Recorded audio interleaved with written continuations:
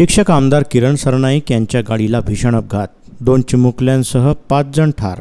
अमरावती शिक्षक मतदारसंघाचे आमदार किरण सरनाईक यांच्या गाडीला अपघात झाला असून यामध्ये 5 जणांचा मृत्यू झाल्याची प्राथमिक माहिती मिळत आहे।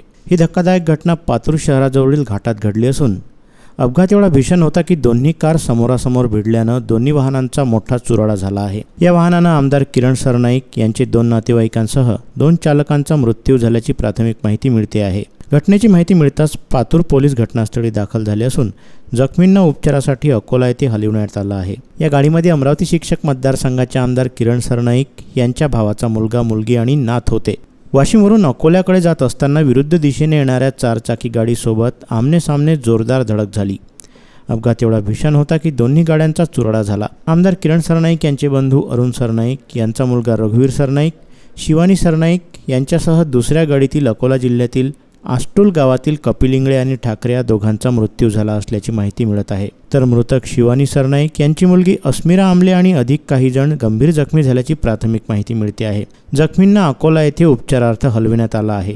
दरम्यान घटनास्थळी पातूर पोलीस स्टेशनचे पोलीस निरीक्षक किशोर शेळके आणि त्यांचा ताफा दाखल झाला असून अपघातानंतर रस्त्यावर मोठी गर्दी झाली होती। सद्यस्थितीत पोलिसांनी अपघाती वाहन रस्त्यावर बाजूला करत वाहतुकीचा मार्ग मोकळा केला आहे आणि पुढील तपास सुरू आहे। जखमींना अकोल्याच्या शासकीय रुग्णालयात उपचारार्थ दाखल करण्यात आलं आहे।